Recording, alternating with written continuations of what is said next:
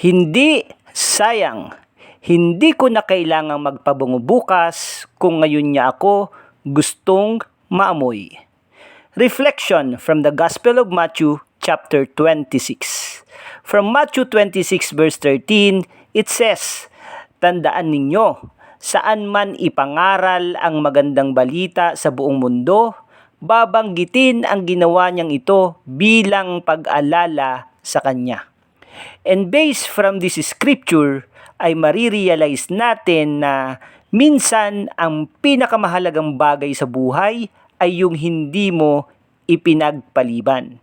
At para mas maunawaan natin kung ano ang mensaheng nakapaloob sa refleksyong ito, sa Matthew 26, isang babae ang lumapit kay Jesus, dala ang napakamahal na pabango. At hindi siya nagdalawang isip na ibuhos lahat kay Jesus. Habang ang iba naman ay mas abalang kwentahin ang presyo ng mamahaling pabango. Si Jesus naman ay tumingin sa puso ng babae at nakita niyang hindi niya ipinagpaliban ang pagmamahal. Hindi niya itinabi para sa mas tamang panahon. Hindi niya hinintay ang bukas. At dahil doon, sinabi ni Jesus, "Tandaan ninyo, saan man ipangaral ang magandang balita sa buong mundo, babanggitin ang ginawa niyang ito bilang pag-alala sa Kanya." Friends, come to think of it, hanggang ngayon hindi natin alam ang pangalan ng bidang babae sa kwento. Pero ganun pa man, hanggang ngayon ay naaamoy pa rin natin ang halimuyak ng ginawa niya. Minsan kasi, ang tunay na pagmamahal ay hindi sinusukat sa halaga ng ibinigay mo, kundi sa katotohanan ng ginawa mo ito habang may pagkakataon pa. Welcome to Morning Mirror, your daily reflection. Kapatid, may mga tao sa buhay natin na akala natin laging nandyan. Kaya siguro, ipinagpapabukas lang lagi natin ang mga bagay na dapat sana ay ginagawa na natin sa kanila.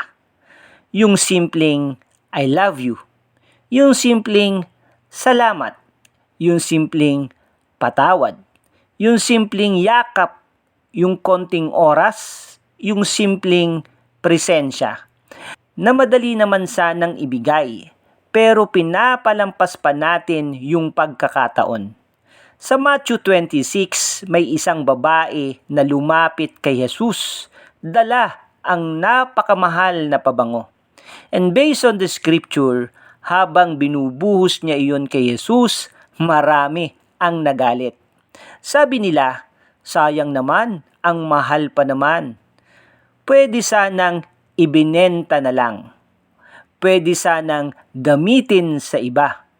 Pero habang kinukwenta ng mga tao ang halaga ng pabango, si Jesus naman ay tumitingin sa halaga ng puso.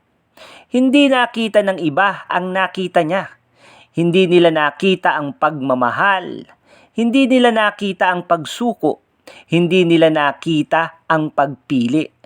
At alam mo kung ano ang nakakamangha dito? Wala tayong alam sa pangalan ng babae dahil hindi naman na-mention sa kwento. Pero hanggang ngayon, inaalala pa natin ang ginawa niya.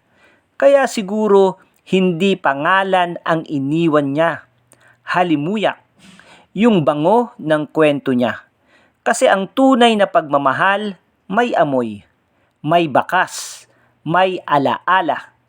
At habang lalo natin pinag-uusapan ng kwentong ito, bakit nga ba pabango ang siyang naging sentro ng kwento? Bakit? Kasi ang pabango hindi mo nakikita, pero naaamoy. Kahit di mo nakikita, alam mong nandyan. Parang presensya. Parang mahal mo sa buhay na kahit hindi mo nakikita, sapat na ang amoy nila para malaman mong malapit sila sa'yo. Yung maamoy mo lang sila na andyan malapit sa'yo, panatag ka na. Parang si Jesus, Hindi mo man siya laging nakikita, pero sapat na ang presensya na para mapanatag ang puso mo. At alam mo pa ang isang bagay tungkol sa pabango? Kapag matagal kang katabi ng mabango, unti-unti kang nagiging mabango na rin. At hindi ba ganyan din tayo kay Jesus? Kapag matagal ka ng kasama niya, unti-unti kang nagiging katulad niya. Mas mahinahon, mas mapagpatawad, mas mapagmahal, mas mabango ang ugali, mas mabango ang puso, mas mabango ang buhay. In short, nahahawahan ka ng mabangong amoy na dala-dala niya. Kaya siguro hanggang ngayon ay pinag-uusapan pa rin ng babae, hindi dahil sa presyo ng pabango, kundi dahil alam niya kung sino ang pinakamahalaga sa kanya. At higit sa lahat, hindi niya ipinagpaliban ang pagkakataong ibuhos niya ang bango ng kanyang pagmamahal. May mga bagay na hindi dapat hinihintay ang bukas. May mga salitang dapat sabihin na ngayon. May mga taong dapat yakapin na ngayon. May mga pagkakataong dapat pahalagahan na ngayon. Dahil minsan, ang pinakamagandang pabango ay hindi yung nasa bote, kundi yung pagmamahal na ibinigay mo habang may pagkakataon pa. At yun ang siguradong mag-iiwan sa kanila ng mabangong amoy na lagi nilang aalalahanin kahit malayo ka man sa kanila. Let us pray. Lord, maraming salamat dahil pinaalalahanan mo kami na huwag ipagpaliban ang mga bagay na tunay na mahalaga. Turuan mo kaming magmahal habang may panahon. Turuan mo kaming magpatawad habang may pagkakataon. Turuan mo kaming magbigay ng oras sa mga taong ipinagkatiwala mo sa amin. At higit sa lahat, turuan mo kaming piliin ka araw-araw. Naway ang buhay namin ay mag-iwan ng bango at halimuyak ng iyong presensya saan man kami dalhin. Sa pangalan ni Jesus, Amen. Kapatid, hindi mo kailangang hintayin ng bukas para ipakita ang pagmamahal mo ngayon. Kapag si Jesus ang pinili mong mahalin, hindi ka nauubusan. In fact, lalo ka pa ngang bumabango. Ang pagmamahal na hindi ipinagpaliban, nag-iiwan ng halimuyak na hindi nalilimutan.